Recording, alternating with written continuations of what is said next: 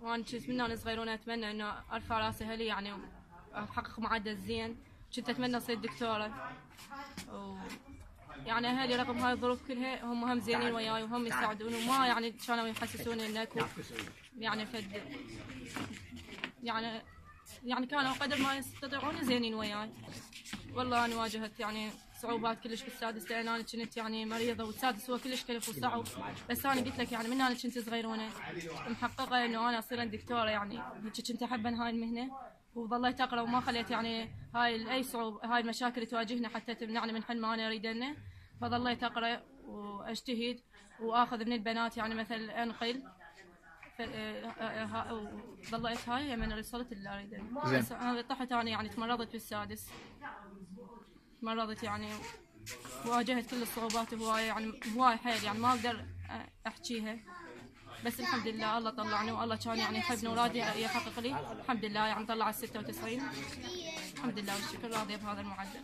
يعني انا خليت امل بالله كبير وظليت اقرا، وقلت لك ما اريد اتخلى انه اي هاي من الصعوبات قدام حتى تعرقل علي، فنسيت كل هاي الصعوبات وخليت يعني بس كتابي والحلم اللي اريده، وظليت اقرا، ويعني ما خليت اي شيء يعرقلني ولا يرجع لي لورا. ظليت اتقدم يعني واقرا، يعني هو منين يجيبون يعني من الكتاب، فانا خليت الكتاب بيدي وظليت اقرا واستغليت الوقت وما يعني ضيعت فرصه، ولهذا حققت، والله كان وياي وحققت اللي اريده. هي يعني مو شغله خصوص ودورات وهاي، اذا واحد يعني عنده حلم ويريد يحققه وهو صدق يحب الدراسه ويريد يجتهد، فلا دو يعني تفيده خصوصي ولا هاي، ما طول هو محقق حلم ويريد يعني يحققه يقرا، يخلي الكتاب بيده ويقرا وهو راح يحقق اللي يريد. كنت انا العربي يعني جاي امتحن تخربطت، يعني بالعربي تخربطت، فما طلعوني يعني فد ربع ساعة ورجعت، فظل عندي فرع بالعربي ما كملته، سحبوا من عندي العربي. ولا هذا انا تاثرت وظليت ابكي، لان يعني عباره ب9 درجات راح من عندي وانا بعد ما مكملتهن، سحبوا من عندي. فلهذا تأزمت، ومن دخلت العربي كان عندي امتحان ورا انجليزي وانا بالعربي بالمستشفى، فلهذا السبب دهورت حالتي يعني شويه وتمرضت وما قدرت امتحن الدور الثاني. هم تمرضت يعني ظليت مثل الصدمه عندي، لان انا كنت يعني اعرف الاسئله والوقت ضايقني، ويعني هاي واجهت هواي صعوبات بالسادس.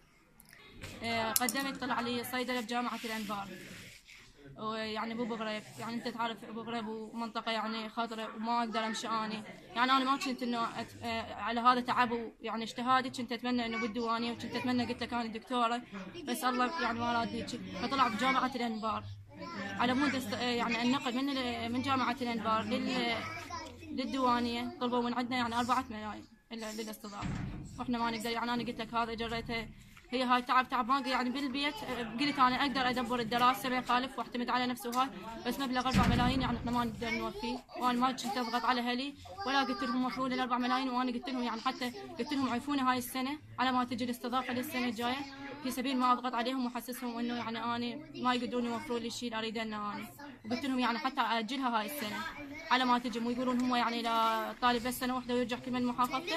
قلت لهم ما داوم هاي السنه، بس ابوي كان مصر انه انا داوم للجامعه، وقال لي كنت اتمنى يعني انت تداومين للجامعه، ولهذا يعني واجهت هاي الصعوبات كلها. هاي صار طالبه بتبتهي واهلها قضيتهم تعبانه، لا عندهم مجال بالبيت ولا عندهم حاله ماديه يساعدونها بها، فانا استمريت وياها، جبتها بيت مساعده في بيتها، طبيبها وملابسها واكلها وشربها ودفعتها وطموحها للدراسه من عندنا احنا ندفعها الاكثر لان اهلها فقراء.